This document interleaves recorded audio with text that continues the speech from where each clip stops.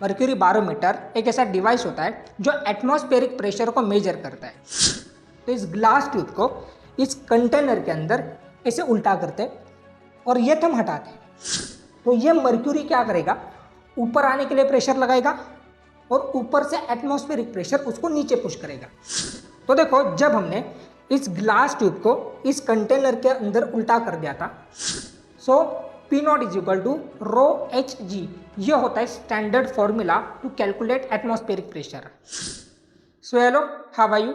I am your physics teacher Snehal sir, and today we are going to see a new topic from this chapter, and that is mercury barometer. So आज हम mercury barometer की बात करेंगे। So ठीक है, let's start our class। तो देखो, mercury barometer क्या होता है? तो it is a device और scientific instrument which is used to measure the atmospheric pressure। मतलब mercury barometer एक ऐसा डिवाइस होता है जो एटमॉस्फेरिक प्रेशर को मेजर करता है।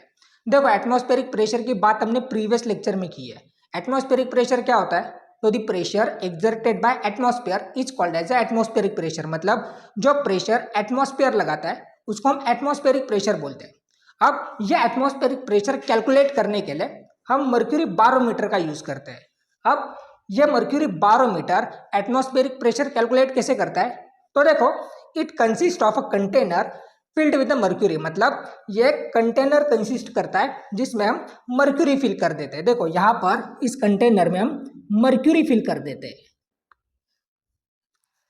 And a glass tube filled with mercury, मतलब एक ग्लास ट्यूब होता है जिसके अंदर हम मर्क्यूरी फिल कर देते हैं। देखो, मर्क्यूरी बारोमीटर में हमारे पास एक कंटेनर और रिजर्वायर होता है जिसके अंदर हम मर्क्यूरी फिल कर देते हैं, एंड अ ग्लास ट्यूब जिसके अंदर भी हम मर्क्यूरी फिल कर देते हैं। अब हम क्या करते हैं?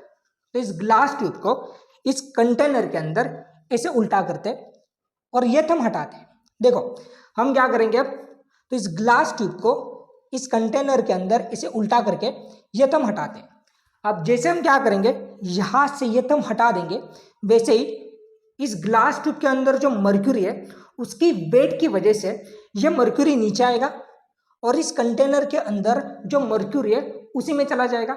देखो, जैसे हम क्या करेंगे, यहां से ये थम हटा देंगे, वैसे ही क्या होगा, इस ग्लास ट्यूब के अंदर जो भी मर्क्यूरी है उसके वेट की वजह से ये मर्क्यूरी नीचे आएगा और इस कंटेनर के अंदर जो मर्क्यूरी है उसी में चला जाएगा। देखो, यहां से क्या होगा, ये कंटेनर में मर्क्यूरी चला जाएगा। देखो,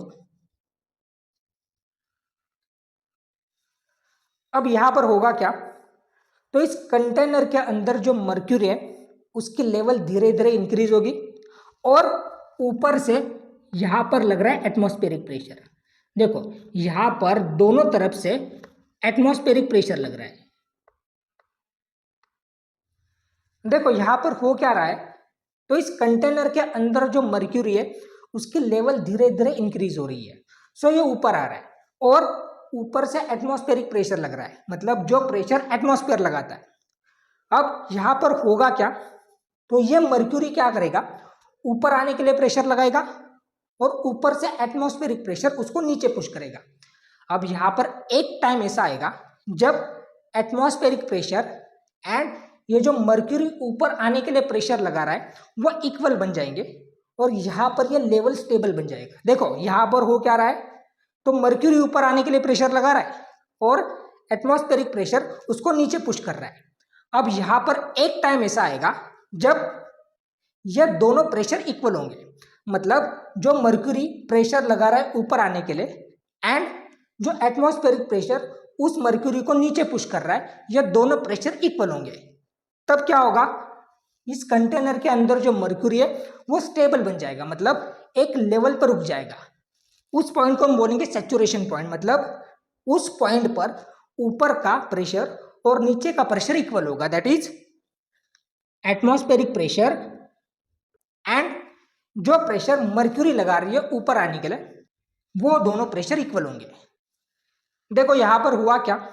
तो जो प्रेशर एटमॉस्फेयर लगा रहा है मर्क्यूरी पर एंड जो प्रेशर मर्क्यूरी लगा रही है ऊपर आने के लिए, वो दोनों प्रेशर इक्वल बन गए। मतलब अब यह मर्क्यूरी ऊपर नहीं आ सकता। अब देखो, हम यह एटमॉस्फेरिक प्रेशर कैलकुलेट कैसे करते हैं? सो यहां पर हम क्या करेंगे, इस प्रेशर की वैल्यू सब्स्टिट्यूट करेंगे, that is force upon area. So देखो, P not is equal to force upon area.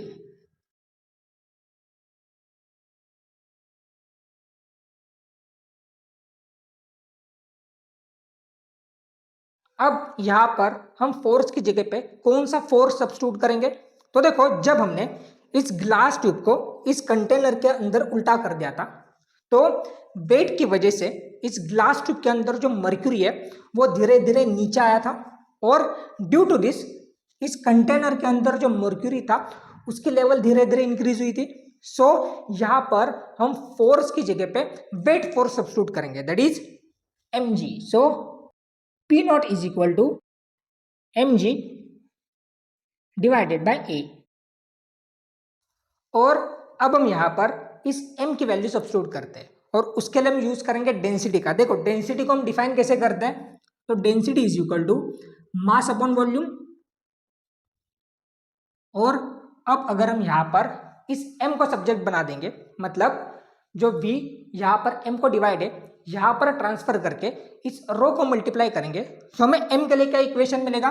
So m is equal to rho into v। और हम इस v को कैसे लिख सकते हैं? तो देखो, रो a इंटू एच, और यहां पर हमने मास इज इक्वल टू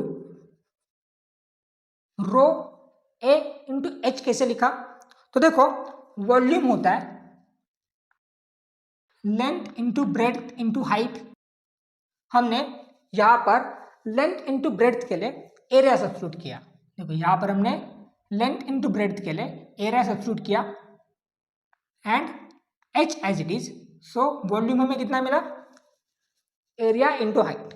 सो हमने यहां पर volume is equal to a into h substitute किया, और हम ये m की वैल्यू इस इक्वेशन में सब्स्टिट्यूट करेंगे, तो हमें इक्वेशन क्या मिलेगा? तो देखो, P not is equal to rho a h g divided by a, and देखो यहां से ये a एंड a कैंसिल होगा, सो हमें atmospheric pressure is equal to कितना मिलेगा? So P not is equal to rho h जी।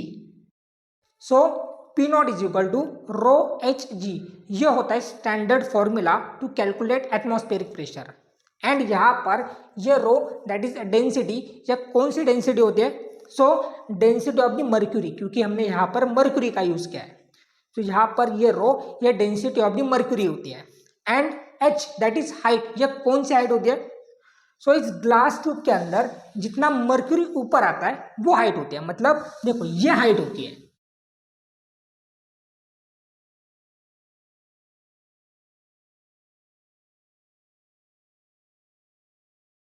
इस glass tube में जितना ऊपर मर्क्यूरी होता है वो हाइट होती है। सो आज के लिए बस इतना ही। अगर आपको वीडियो अच्छे लग रहे हैं सो प्लीज़ लाइक कर देना, चैनल को सब्सक्राइब कर देना, शेयर कर देना, and thank you so much for your time.